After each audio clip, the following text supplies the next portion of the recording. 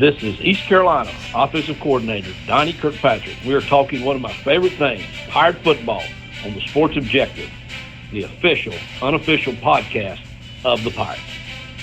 I know Coach Houston has said in multiple interviews this spring and summer, as far as guys just being bigger, faster, and stronger throughout the roster and pretty much deeper at every position. If you would talk about that on the offensive side.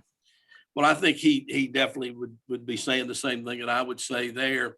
I think in the 2.5 years or whatever that we've been here, our kids look much better. Rick John's done a great job, he and his staff.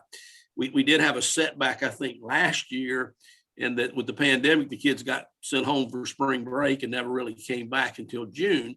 And then I think the hardest thing that happened to us last year was we were scheduled to play that week 0 game against Marshall.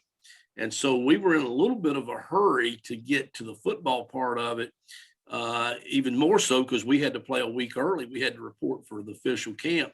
So it really, really paid a price on their lifting and their running and their conditioning. And we did have a couple of issues with some guys underweight and just maybe not up to what we hoped they would be last year.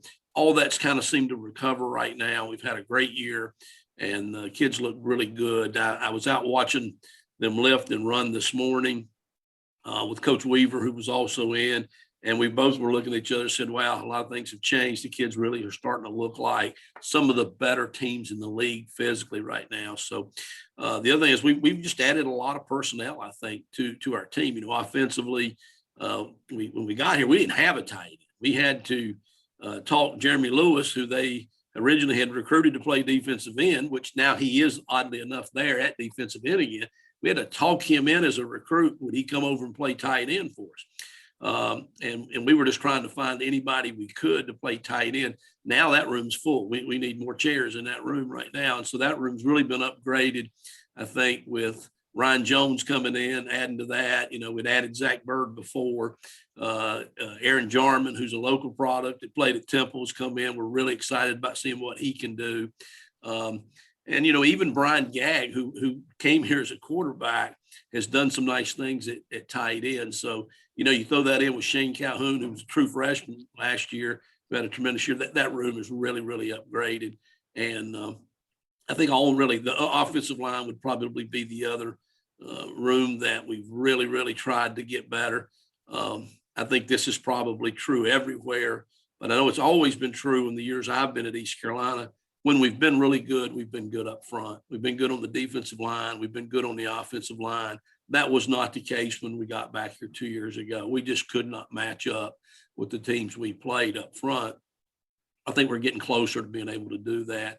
So still a couple of question marks up front. Noah Henderson, his back issue is really, really improving, but I'm cautiously hopeful or optimistic that he will be able to play and make it through a season.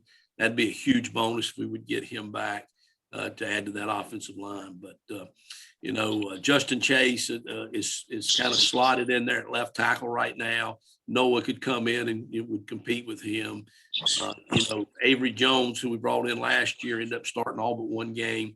We've moved him to center, and I think he's an NFL center. I think he's an all-conference guard, but I think he's an NFL center. So through the spring, that really started to show some dividends in there for us.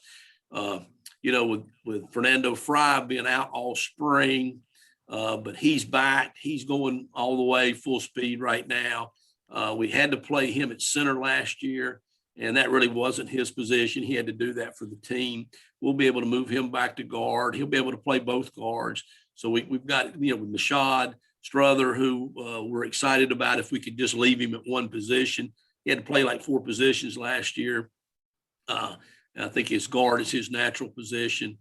Sean Bailey being able to come back with the COVID year. So we got a little bit of depth up there on the offensive line. And then we're really looking to have a really good year out of Bailey Malkovic, who was one of the guys the pandemic, I think, really, really hurt because he had really lost so much weight, not being able to eat here on the training table and not lift and being that consistent program. He's got his weight back up and he looks fantastic.